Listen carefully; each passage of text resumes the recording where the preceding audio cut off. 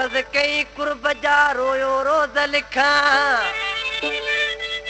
जानी ने जवाब आयो बेली अल्लाह ताई किता और हूँ रोज दिसा बेली अब्द आवाज आसरे कंवल मां जैसा प्यार जा पखा दिया वो मानू काल रुसी हो किंजर के रुसी वियो थई मुझे इश्क जी बेड़ी बुडी वई आ किंजर शायद के बेपरवाह सा पांदड़ियो थई हाँ किए दिलबर मुखा दिलड़ी पूरे रुसी वयो काल मिल तू मेरू कोड़ कलम को लब दई गाल मिल तू मेरू कोड़ कलम को लब दई गाल दिलबर मुखा दिलड़ी पूरे रुसी वयो काल दिलबर मुखा दिलड़ी पूरे रुसी वयो काल मिल तू मेरू कोड़ कलम को लब दई गाल मिल तू मेरू कोड़ कलम को लब दई गाल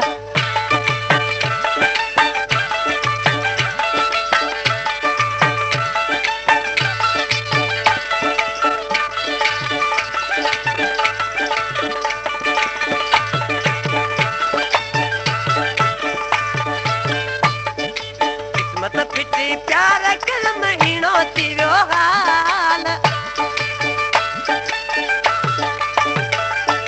किस्मत फिटी प्यार कलम हीणो थी वियो हाल मिल तू मेरू कोड़ कलम कोलम दई गाल मिल तू मेरू कोड़ कलम कोलम दई गाल दिलबर मुखा दिलड़ी पूरे रुसी वयो काल दिलबर मुखा दिलड़ी पूरे रुसी वयो काल मिल तू मेरू कोड़ कलम कोलम दई गाल मिल तू मेरू कोड़ कलम कोलम दई गाल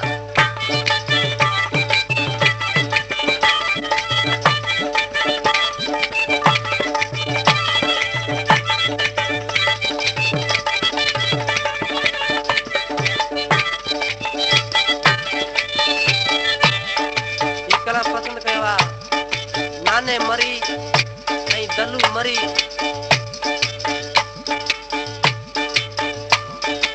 रुमा पियो रातो ॾींहं सुण के करे सवाल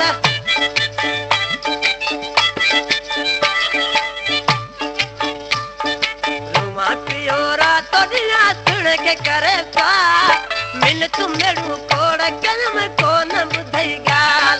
मिल तू मेरू कोड़ कलम को न ॿुधई गाल दिलबर मुखा दिलड़ी पूरे रुसी वयो काल दिलबर मुखा दिलड़ी पूरे रुसी वयो काल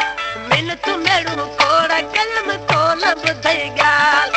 मिल तू मेरू कोड़ कलम को न ॿुधई गाल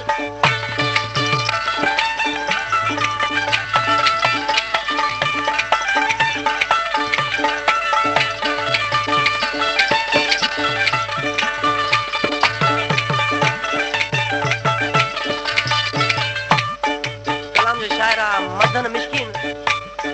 नारे वाले मित्र से चहे तो मदन मिस्किन मरी बित जियण थी विया जंजाल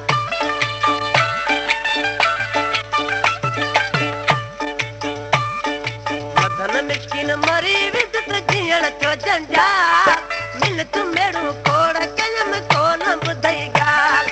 मिल तू मेरू कोड़ कलम को न ॿुधई गाल